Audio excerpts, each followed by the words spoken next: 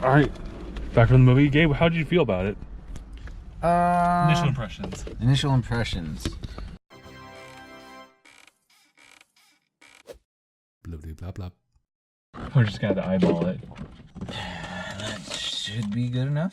All right. So, unorthodox. What did we just watch, Justin? This was a Venom. This was a Venom. This was Venom. So they did a good job distancing it from the actual origin of Venom. Yes. In which case, he didn't web sling. He had no spider on him.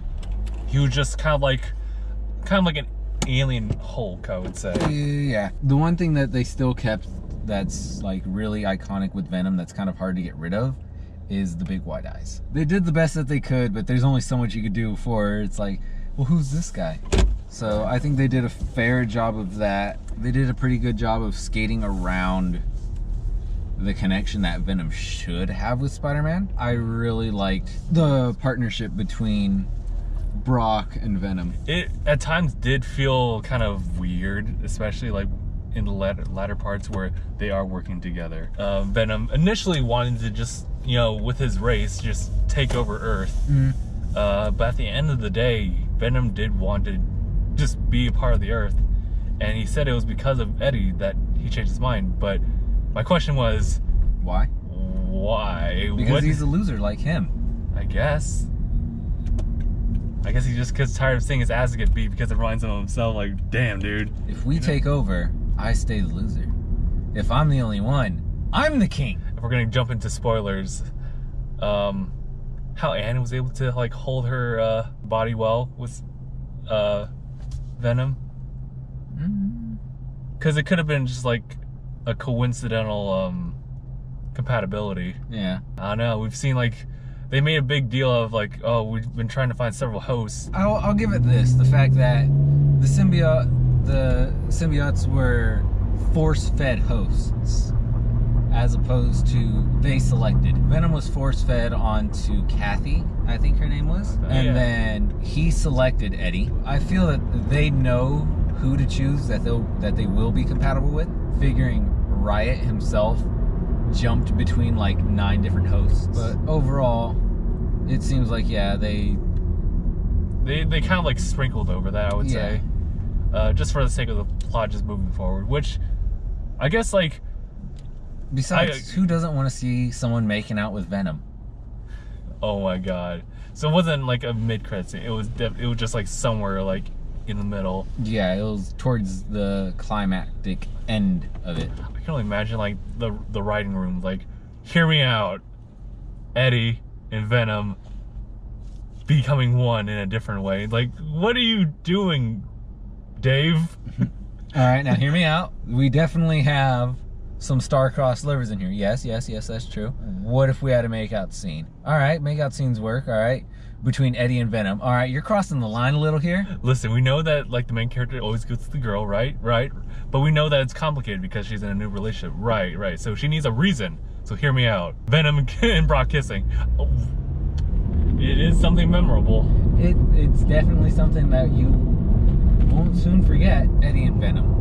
I think that was definitely the strongest point of the movie. Yeah. You would think that these aliens have nothing but like instinctual, like, I have to eat, I gotta kill. And definitely Venom was like that. Like when he first like got into Eddie's mind. First lines that he has definitely signify like a much more like higher intellect than we would perceive. They definitely themselves have different personalities. I don't know if the relationships that they have between they and their hosts are different, or if it really does take that type of compatibility. I guess it definitely does vary because of how Mr. Drake and Riot were together. They definitely had like a just like a mutual like understanding of what they both needed to do. I like the fact that Eddie himself wasn't a bad guy. He was that guy that people tend to pick on, and he's really sorry that he exists. I think for Eddie in this character, definitely in the beginning portrayed like has some sense of an initiative, I guess, Yeah, to find the truth of like all the things that are wrong, even if it goes against like what his company is wanting him to do. Well, he had his purpose, he had his drive. As soon as that was taken from him, he had a big shift. Also, that DC reference. Yeah, kryptonite. Just odd that was able to slip in and no one get in trouble. Not raising any type of flags or anything like that. Yeah. But I think as like just a movie to watch and get entertained by, this is definitely fine, actually. Yeah, it works as a standalone. You don't really need to know much to enjoy it. It's self-contained and it doesn't really connect too much to the actual story. That shape-shifting shit that that Venom was doing, like the motorcycle thing, that was cool. It's like you say, he has the memories of like what he does. So in that scenario, he was able to quickly think of like ways he could take advantage of his form to better the survival of his own host. But yeah, I guess that's kind of like our short TLDR. It's just a fun movie. Yeah. Yeah. Just don't take it seriously, and you'll just like enjoy it. Yeah, definitely worth the watch. Entertainment value, great. Oh, what do you think about the sound, the music? The score was fine. The choice of music, not so much. Yeah, I agree with that. Like orchestral like thing just to move the plot forward is fine, but when they popped in some tunes, it was like, I did like Eminem's end credit. Oh yeah, Venom though. I gotta hear more about that then. Visuals, real quick. Oh yeah. It was okay. I would say it was a 6 out of 10. It's fine for the movie, for now, but it's not gonna last 5 years. Even looking at it now, seeing the quality of like how some video games and a lot of movies look with their special effects, it could have been done way better. I think it's just, it comes down to the effects of the aliens themselves. Yeah. The symbiotes look, I don't know, it was like a water plastic.